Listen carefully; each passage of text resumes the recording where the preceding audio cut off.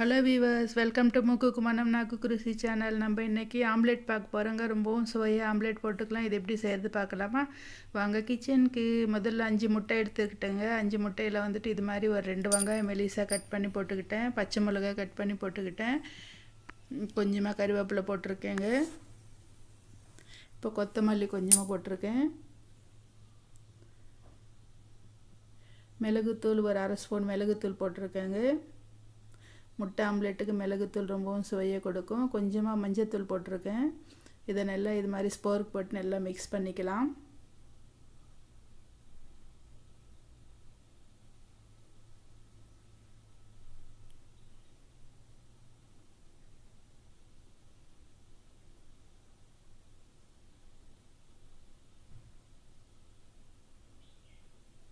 இப்போ உப்பு போட்டுக்கலாங்க.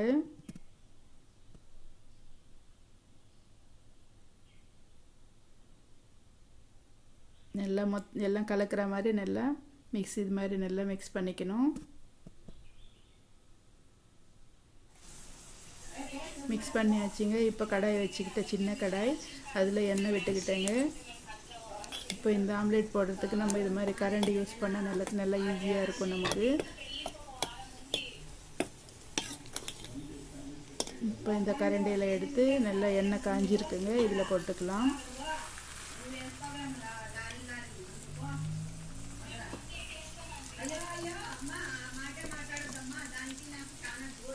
எங்கேயும் தடிமனாக இல்லாமல் நல்லா இது மாதிரி பண்ணிக்கணும்.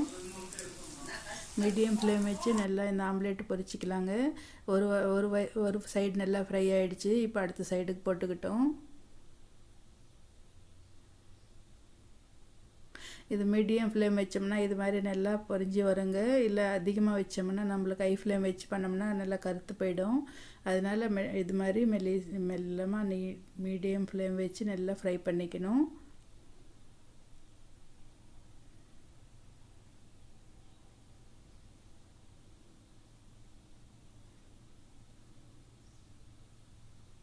கொஞ்சம் அழுத்தம் கொடுத்து இது மாதிரி ஃப்ரை பண்ணிக்கிட்டோம்னா 2 பக்கமும் நல்லா ஃப்ரை ஆகி வரும்.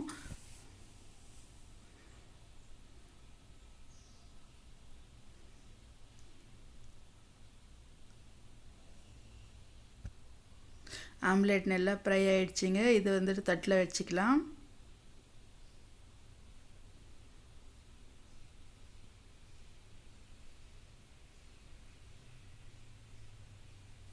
அடுத்த ஆம்லேட் போட்டுக்கலாங்க. அதே மாதிரி கொஞ்சமாக எண்ணெய் விட்டுருக்கேன். இது மாதிரி ஒரு கரண்டி எடுத்து இது மாதிரி ஆம்லேட் போட்டுக்கிட்டு நல்லா மெலிசாக இது மாதிரி பண்ணிக்கலாம். திருப்பி போட்டுக்கிட்டேங்க இந்த ஆம்லேட்டை.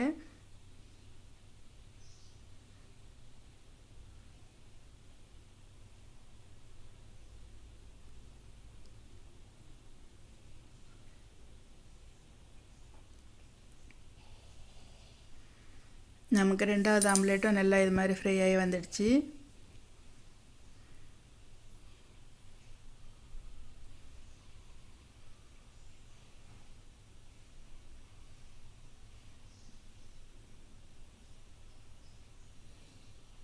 இதையும் தட்டில் வச்சுக்கலாம்.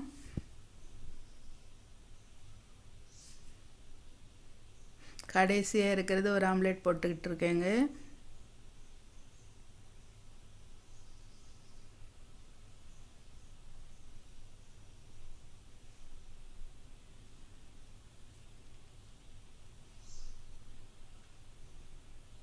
இது நல்லா நல்லா ஃப்ரை ஆகிடுச்சு. அடுத்த சைடுக்கு மாற்றிக்கலாம்.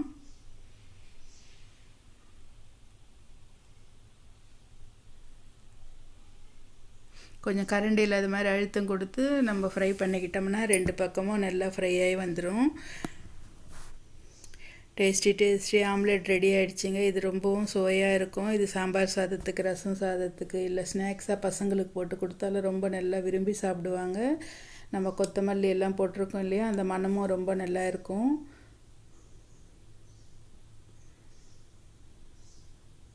இதையும் தட்டில் வச்சுக்கலாம்.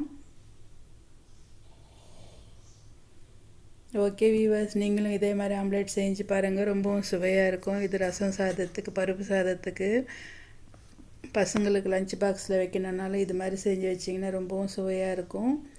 இதே மாதிரி நீங்களும் செஞ்சு பாருங்கள். நானும் இந்த ஆம்லேட்டோட என்ஜாய் பண்ணுறேங்க. நம்ம சேனல் சப்ஸ்கிரைப் பண்ணிக்கோங்க, லைக் பண்ணுங்கள், உங்கள் ஃப்ரெண்ட்ஸுக்கு ஷேர் பண்ணுங்கள். ஓகே வீவர்ஸ், பாய்.